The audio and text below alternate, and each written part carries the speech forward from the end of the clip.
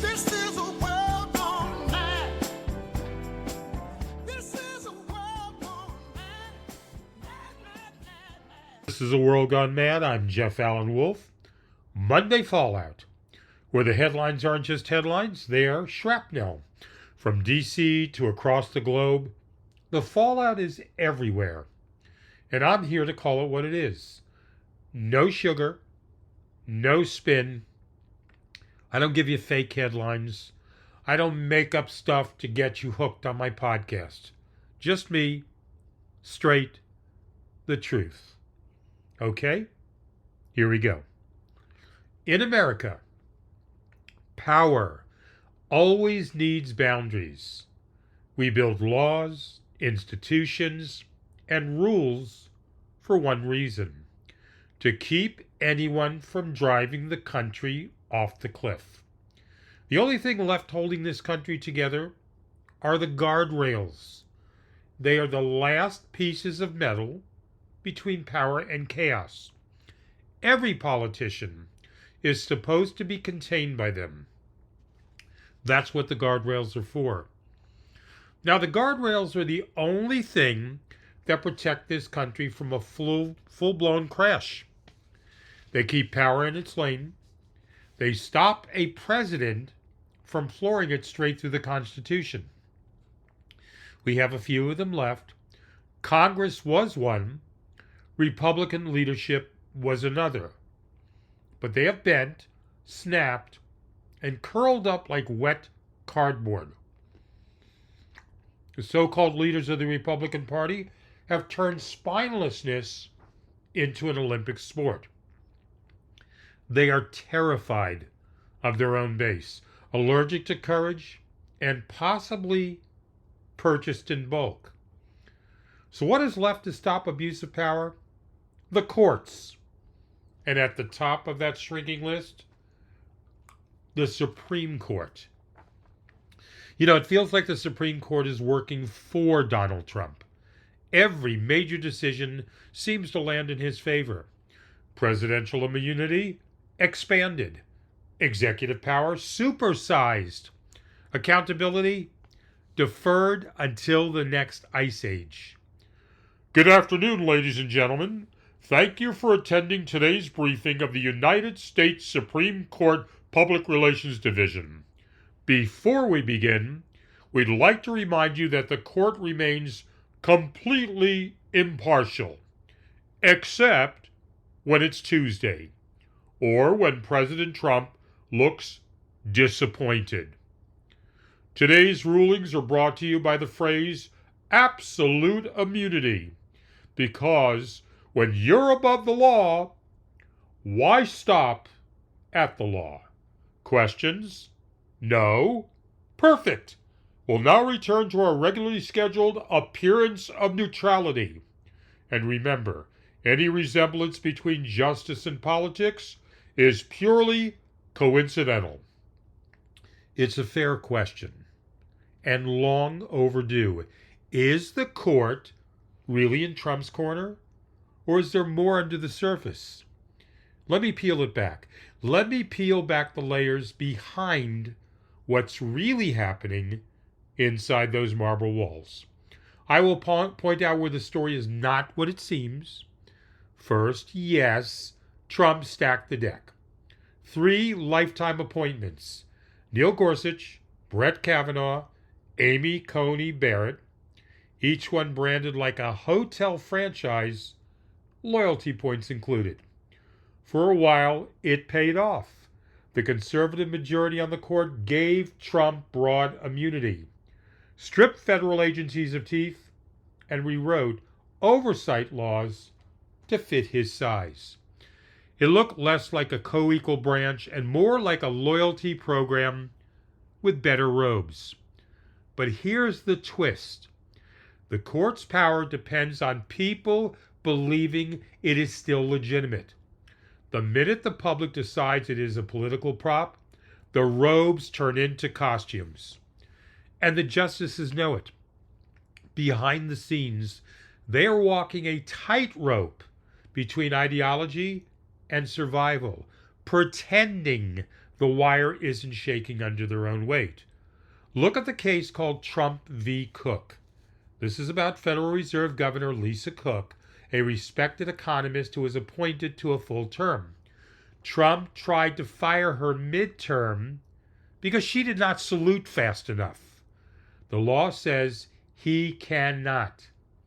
Now that case is crawling toward the Supreme Court, and the decision will tell us everything.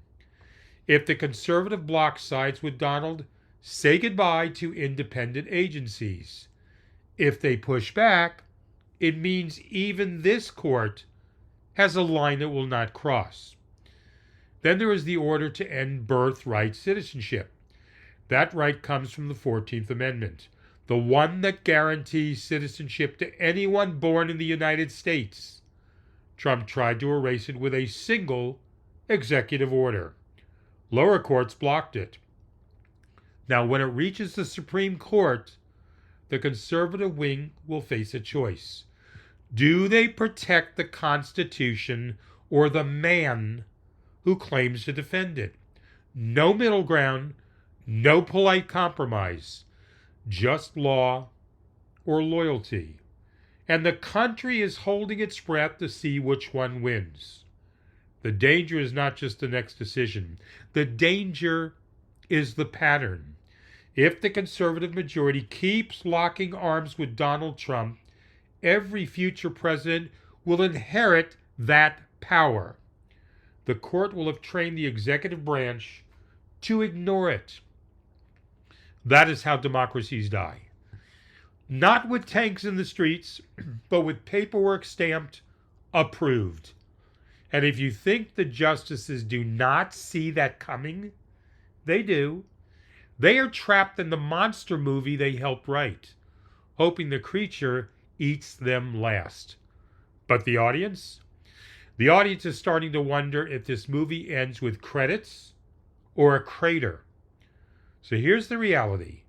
Republican leadership has abandoned its role as a guardrail.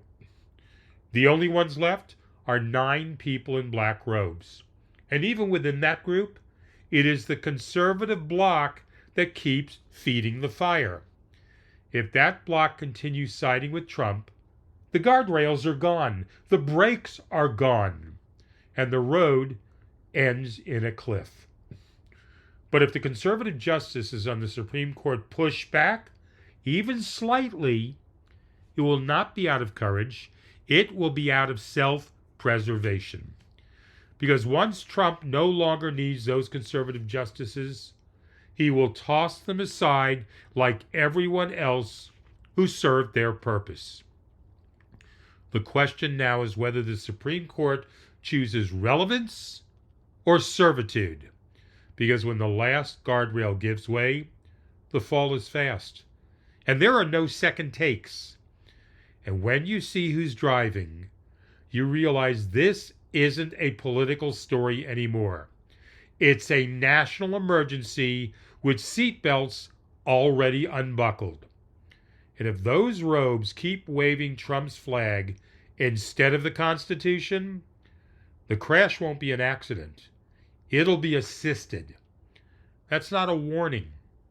That's a countdown. So what happens if the last guardrail gives way? If the Supreme Court keeps surrendering its independence, we start living in a country where law is performance and justice is PR. Verdicts for applause. Truth optional.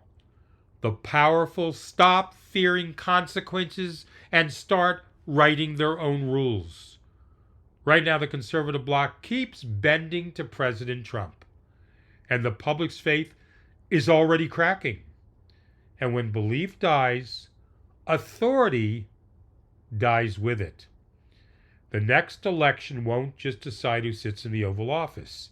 It decides whether the next president inherits a court that still matters or a court already trained to obey whoever holds the pen.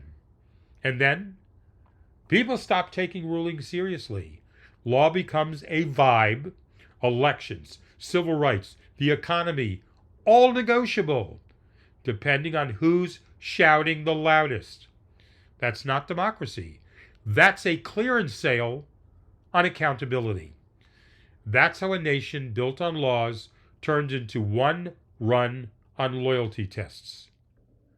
That's why the guardrails matter, because once they're gone, the crash isn't theoretical. It's physics. And guess what? We're the ones riding shotgun. You know, I used to believe those guardrails couldn't fail. That no matter how messy politics got, someone, somewhere, would grab the wheel before we hit the edge. But now I'm not so sure. Maybe the guardrails aren't metal anymore.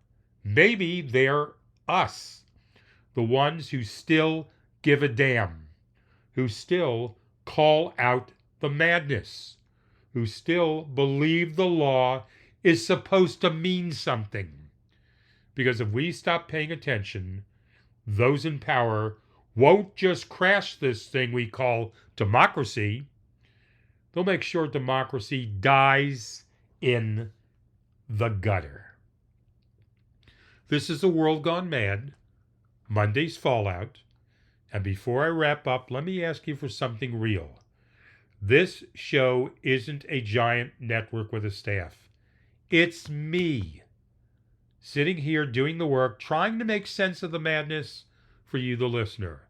If you've been listening, if something I said hits you, I've asked this multiple times.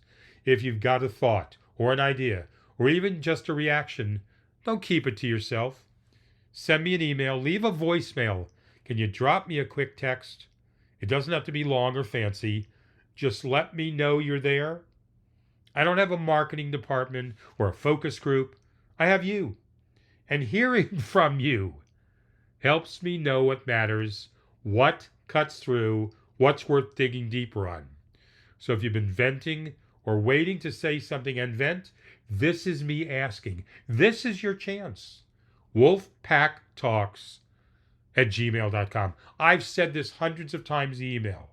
Or 833-399-9653. Wish you would use the voicemail. Just let me know you're there. Even a short note matters. Without hearing from you, I can't tell if the email address or the voicemail is working the way it should. A quick comment, a short text, even a one-liner tells me the door is open and your voice can get through. This has been A World Gone Mad, Monday's Fallout Edition. I'm Jeff Allen Wolf. I'll be back Wednesday because someone has to say the shit that no one else will. And apparently, that job's mine. Until then, Wolfpack listeners, stay skeptical, stay focused, and most of all, stay hopeful.